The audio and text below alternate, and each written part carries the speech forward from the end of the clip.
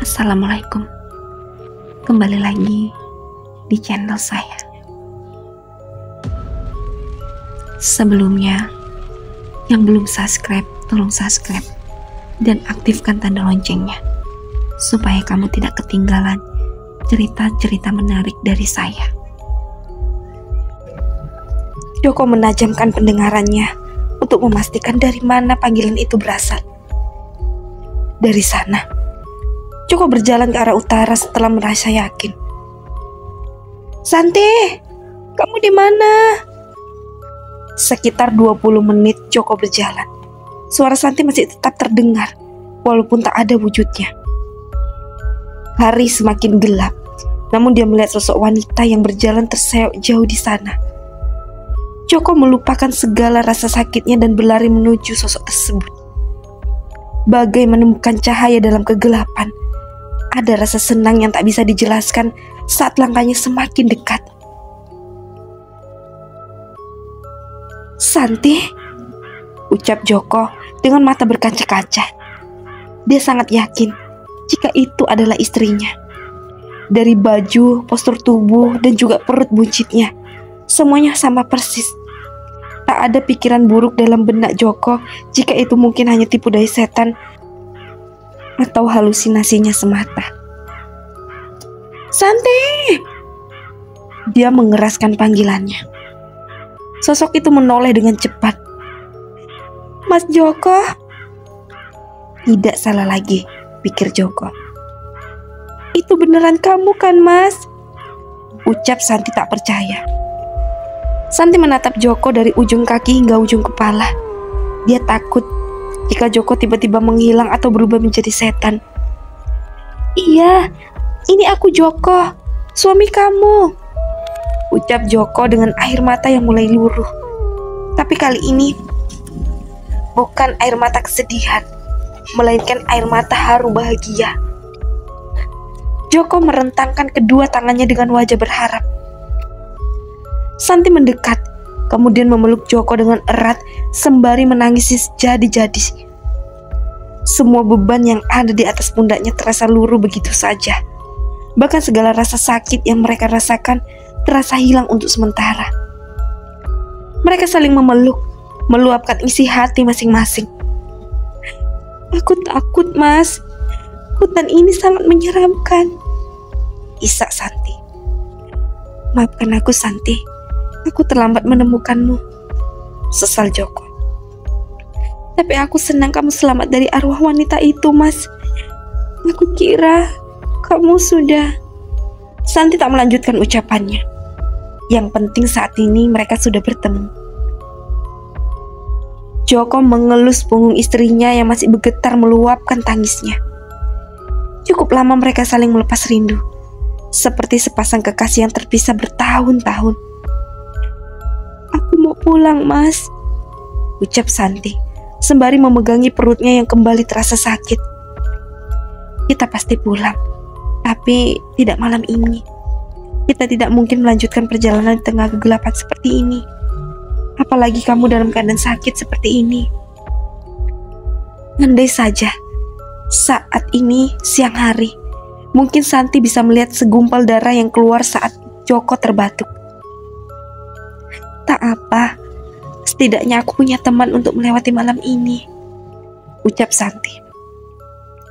Rasa takut yang tadi sore dia bayangkan sepertinya hilang begitu saja saat Joko datang.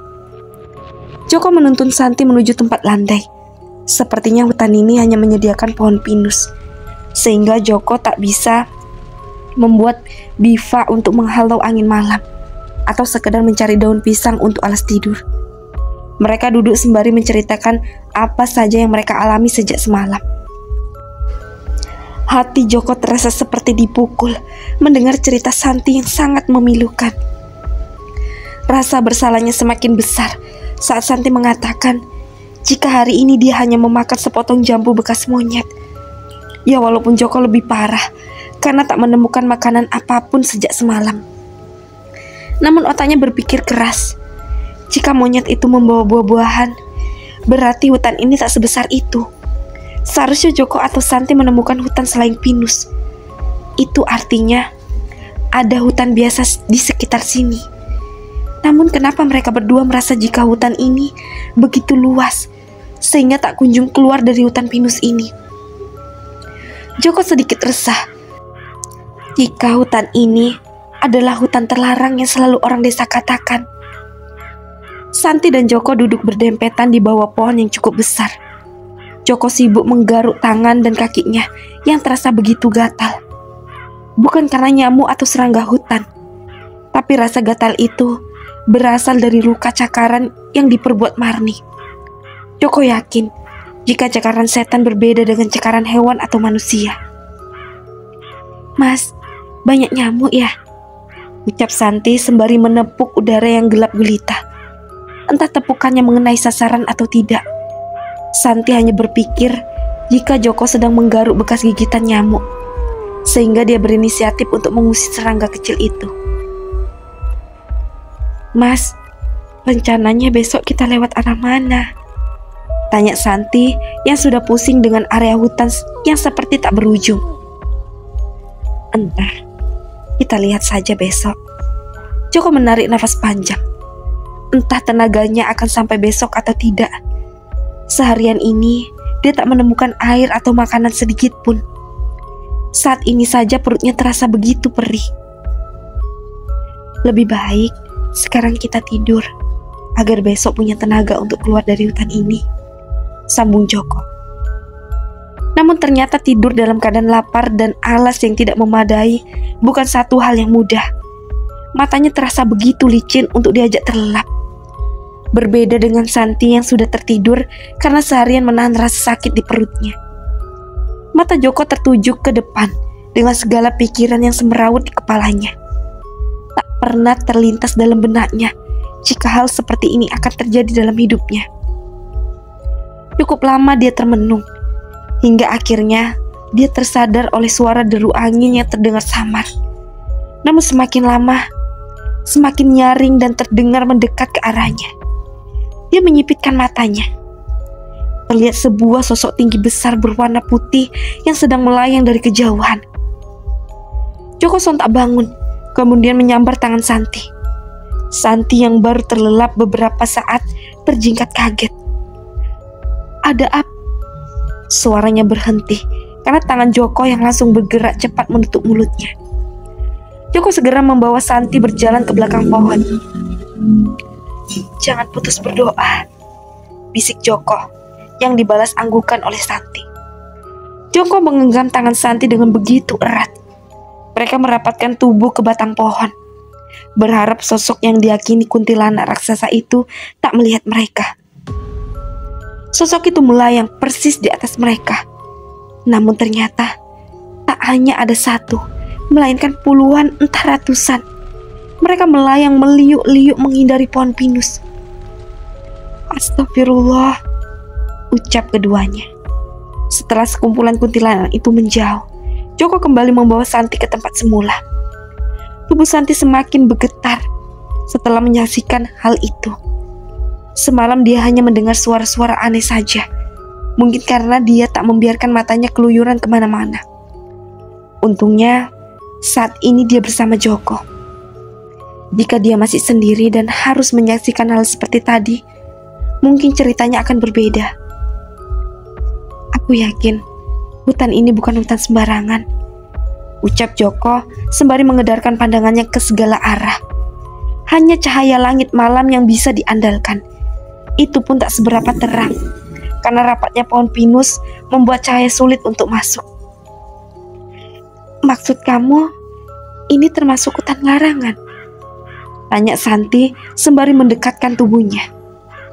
"Iya, coba kamu pikir, hutan mana yang dijelajahi seharian penuh, tapi tak ada ujungnya?" jawab Joko. "Tapi Mas, bukankah hutan larangan itu ngarahnya ke samping rumah kita, tepatnya di belakang kebun jagung? Seingatku, aku lari ke belakang rumah," ucap Santi sembari mengingat kembali malam mencekam itu. Joko yang sudah puluhan tahun hidup di desa Wanima membenarkan perkataan Santi. Memang jika diukur dari arahnya, ini bukan arah hutan larangan, hanya hutan biasa. namun jarang terjamah oleh warga desa karena jaraknya yang sangat jauh. Bahkan Joko baru tahu jika di sini ada hutan pinus. Seharusnya hanya ada hamparan perkebunan sawit yang entah siapa pemiliknya. Lagi pula Mas, jika saat ini kita berada di hutan terlarang, sudah pasti kita ditangkap oleh Mbah Sur. Bukankah wanita tua itu pemilik hutan larangan? Ucap Santi. Lagi-lagi, Joko membenarkan perkataan Santi. Jika ini hutan larangan, sama saja mereka keluar dari kandang harimau masuk ke kandang buaya. Karena Marni dan Basur masih satu komplotan. Namun kengerian seolah belum terhenti sampai di situ. 2 buah titik cahaya berwarna merah kembali terlihat dari kejauhan. Lambat laun semakin mendekat. Joko kembali menarik tangan Santi ke belakang pohon. Sekumpulan sosok hitam, tinggi besar dengan bulu lebat di sekujur tubuhnya melewati mereka. Namun sepertinya segerombolan makhluk itu tak menyadari jika Joko dan Santi berada di sana. Keduanya sampai menahan nafas karena bau busuk yang begitu menyengat kala mereka lewat. Kali ini Joko tak mengajak Santi beranjak. Sepertinya masih banyak makhluk yang akan berlalu lalang.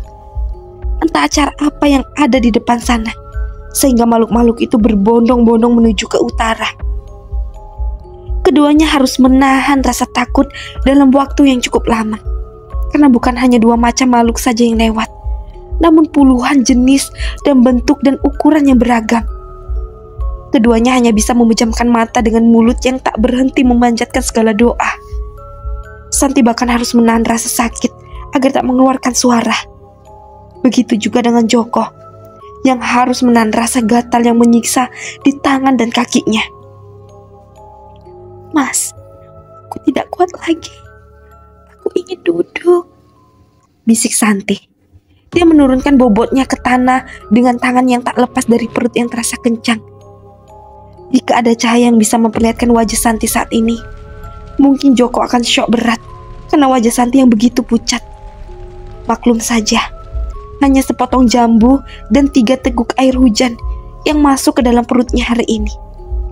Namun Joko yakin jika Santi semakin tidak baik-baik saja. Dia ikut duduk dengan sangat hati-hati agar tak menimbulkan suara. Dia membantu meringankan rasa sakit sang istri dengan mengusap pinggang Santi yang kram. Kasihan sekali wanita kota ini harus melewati hal mengerikan seperti ini, bahkan saat dia dalam keadaan kepayahan. Batin Joko, dia begitu beruntung karena dipertemukan dengan wanita seperti Santi yang jarang mengeluh dan pantang menyerah. Joko sadar jika selama pernikahan mereka, dia tak pernah memberikan kebahagiaan dalam bentuk harta pada Santi, dan sekarang malah harus melewati keadaan seperti ini. Ribuan kata maaf terus Joko ungkapkan dalam hati. Dia benar-benar tak tega mendengar rintihan kesakitan sang istri. Sejenak Santi terdiam. Dia seperti merasa ada cairan yang keluar dari jalan lahirnya. Entah cairan apa, tapi Santi tak bisa menahannya. Bersamaan dengan itu, dia merasa perutnya lebih sakit daripada sebelumnya. Sepertinya ada yang keluar dari jalan lahirku, ucap Santi dengan terbata-bata. Joko yang mendengar itu langsung sigap menyibakkan baju bagian bawah Santi. Dia tak bisa melihat dengan jelas. Dia hanya mengusap bagian paha yang terasa basah. Dia memastikannya dengan mengesap ibu jari dan jari telunjuknya. Dia tak dapat memastikan, namun cairan itu mengeluarkan aroma yang sangat amis, membuat Joko semakin tidak enak hati. "Apa kamu masih sanggup berjalan?" tanya Joko. "Sepertinya tidak, Mas," jawab Santi dengan suara yang mulai bergetar. Joko langsung menggendong Santi menjauh dari area itu. Dia takut jika aroma amis itu akan mengundang makhluk halus yang akan lewat selanjutnya. Santi yang tak mengerti apa-apa hanya pasrah sembari terkulai lemas di pangkuan sang suami. Hampir 500 meter Joko berjalan. Keringatnya sudah mengucur deras walaupun hutan terasa sangat dingin. Namun sepertinya menjauh dari tempat tadi bukan solusi. Kini jalannya dihadang oleh sosok kurus kering dengan sekujur tubuh berwarna merah menyala dengan tanduk yang melengkung ke atas. Mulutnya terus mengeluarkan air liur berwarna hitam pekat dengan aroma kurang sedap. Matanya tertuju pada wanita dalam pangkuan Joko. Bak hewan kelaparan. Sosok itu begitu beringas menatap Santi dengan menggerakkan lidahnya ke kanan dan ke kiri. Joko yang melihat itu seperti kehilangan separuh tenaganya. Dia perlahan mundur dan berlari ke sembarang arah. Makhluk itu berjalan mengikuti Joko sembari terus mendengus. Setiap dengusan itu selalu diiringi dengan api yang menyembur dari kedua lubang hidungnya. Santi memilih menyembunyikan wajahnya di ceruk Joko karena tak sanggup melihat sosok menyeramkan yang mengejarnya. Namun semakin lama, dia merasa kasihan pada Joko. Keringatnya bahkan ikut membasahi Santi. Begitu juga degup jantungnya yang tak lagi beraturan terdengar oleh Santi. "Mas, aku turun saja," ujar Santi. "Jangan." Namun Santi bisa merasakan jika laju lari Joko semakin lama semakin tersendat-sendat. Santi memaksa turun. Mereka menoleh ke belakang. Betapa terkejutnya mereka kala bukan hanya sosok tinggi kurus yang mengejar, namun ada puluhan makhluk yang ikut mengejar. Di antaranya ada makhluk yang tadi lewat ke arah utara. Para makhluk itu berbondong-bondong mengejar Santi yang mengeluarkan bau wangi bagi mereka. "Mas, ayo," pekik Santi sembari menarik tangan Joko yang malah terkesima pada makhluk-makhluk itu. Joko dan Santi kembali berlari. Namun sayang, tenaga mereka memang tidak sebanding dengan tenaga makhluk-makhluk itu. Sedangkan Ahmad terlihat gelisah dalam tidurnya. Kepalanya menoleh ke kanan dan ke kiri dengan keringat yang sudah membanjiri keningnya. Setelah beberapa saat berada dalam kegelisahan, akhirnya mata itu terbuka juga. Dia segera duduk dan meraup udara dengan rakus. Dadanya terlihat turun naik. Sorot wajahnya menyiratkan kepanikan luar biasa. Serangkaian mimpi buruk yang beberapa saat lalu menghampiri kembali berputar di kepala. Ada rasa cemas yang besar walaupun dia sudah sering bermimpi seperti itu. Setelah dirasa tenang, dia menoleh ke arah tempat Kiai Abdullah tertidur. Namun laki-laki itu sudah tak ada di tempatnya. Samar-samar dia mendengar suara percikan air dari kamar mandi. Ahmad dan Kiai Abdullah memang masih berada di desa Wanimah. Mereka gagal menyeberangi sungai untuk pulang ke kota karena arus sungai yang sangat deras pagi tadi, sehingga mereka memutuskan untuk menginap 1 hari lagi di rumah Pade Bayu. Terdengar suara pintu kamar mandi terbuka. Rupanya Kiai Abdullah yang keluar dari kamar mandi. "Kenapa terbangun, Pak Ahmad?" tanya Kiai Abdullah yang terlihat basah di bagian tubuh tertentu. Sepertinya dia habis mengambil wudhu. "Saya mimpi buruk, Pak Kiai," jawab Ahmad dengan wajah yang masih terlihat gelisah. "Memimpikan Santi dan Joko?" tanya Kiai Abdullah lagi. "Iya, saya mimpi mereka berdua berlarian di tempat yang gelap. Saya mencoba membantu, tapi sepertinya mereka tak bisa melihat saya," jawab Ahmad sembari menghembuskan napas kasar. "Pak Ustadz sendiri, kenapa sudah bangun?" Ahmad Bali bertanya. Dia menoleh ke arah jam dinding yang ternyata baru menunjukkan pukul 2 dini hari. "Saya juga memikirkan hal yang sama. Maka dari itu, saya mau sholat malam dan bermunajat kepada Allah tentang Joko dan Santi," jawab Kiai Abdullah sembari menggelar sajadah yang disediakan Pade Bayu. "Kalau begitu, saya mau ikut, Pak Kiai."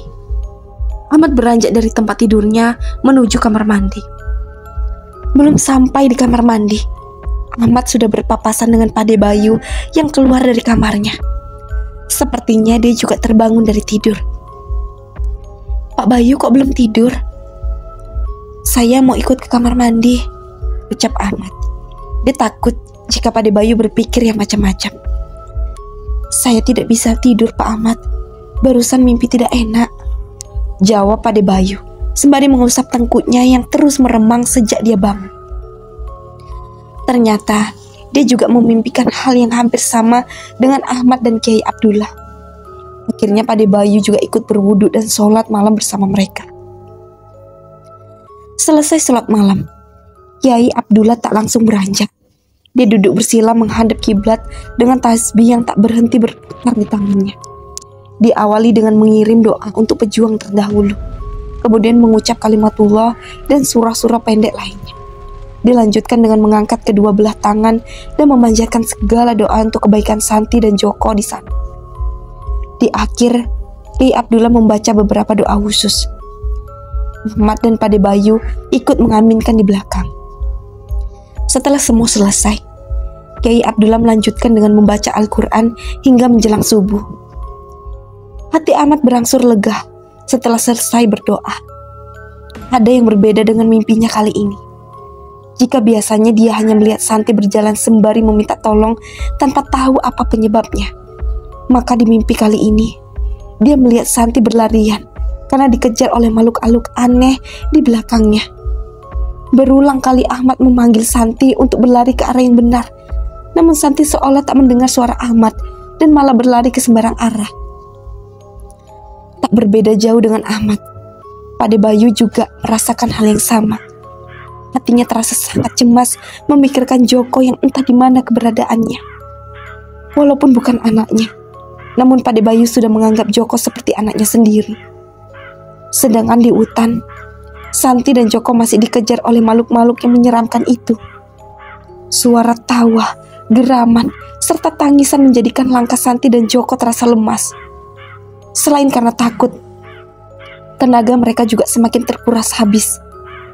Darah yang terus mengalir dari jalan lahir Santi membuat beberapa makhluk itu berjalan merayap, sembari menjilati ranting dan daun kering yang terkena tetesan darah.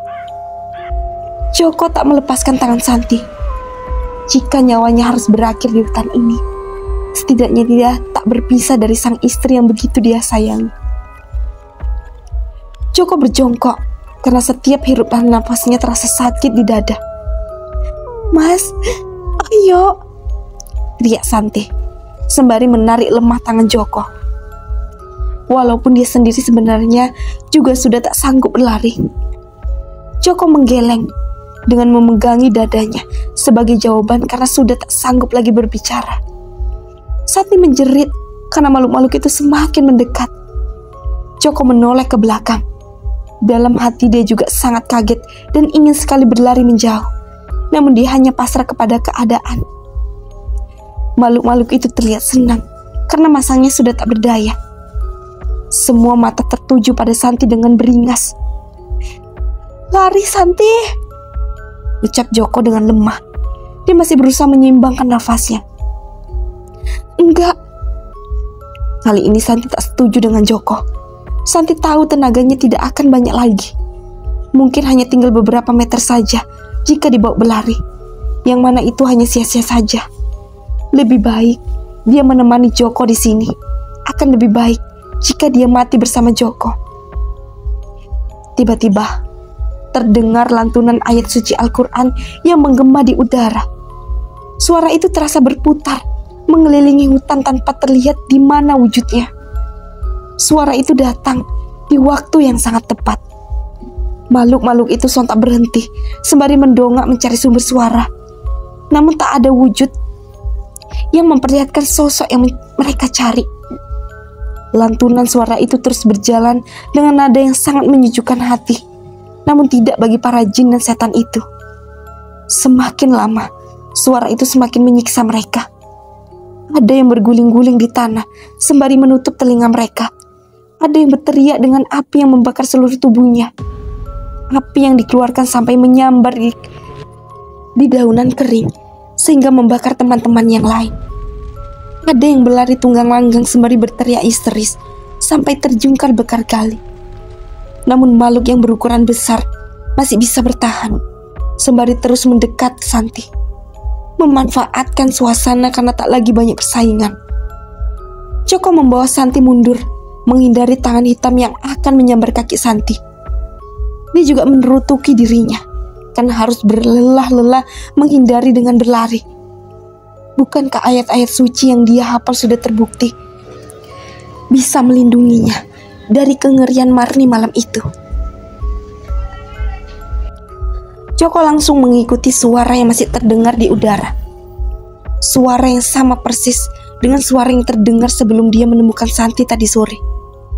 Sedangkan Santi memilih membaca ayat kursi karena tak menghafal bacaan yang Joko baca. Rupanya semakin banyak yang mengaji makhluk besar pun terlihat melemah. Mereka yang awalnya masih beringas tiba-tiba melangkah mundur dengan langkah yang terseok-seok. Tapi ternyata Joko masih harus mengalahkan satu makhluk pemungkas yang diperkirakan sebagai makhluk penguasa hutan pinus ini. Makhluk hitam besar yang tingginya mencapai setengah dari pohon pinus. Matanya merah menyala dan dipenuhi bulu lebat di sekujur tubuhnya.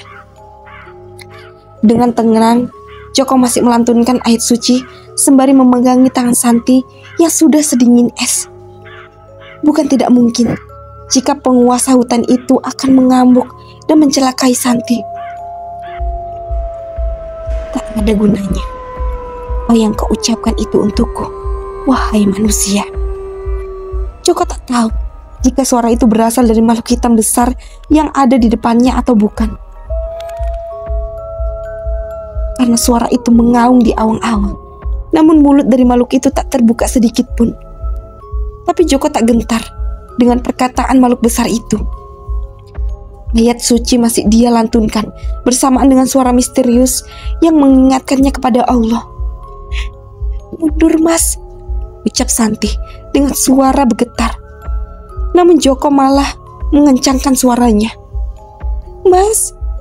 Santi mengguncang tangan Joko. Lantunan ayat suci yang dibaca Joko memang seperti tak berpengaruh untuk makhluk hitam besar itu. Namun nyatanya dia tak bisa menyentuh Joko dan Santi. Ada sebuah cahaya berbentuk lengkung yang menjaga mereka saat makhluk itu hendak menyentuh. Hal itu seperti menyulut amarah makhluk di hadapan Joko. Bagaimana tidak, semua pengikutnya sudah hangus terkapar di tanah.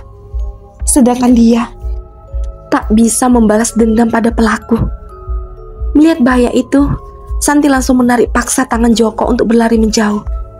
Keduanya berlari menjauh dengan Joko yang tak berhenti mengaji.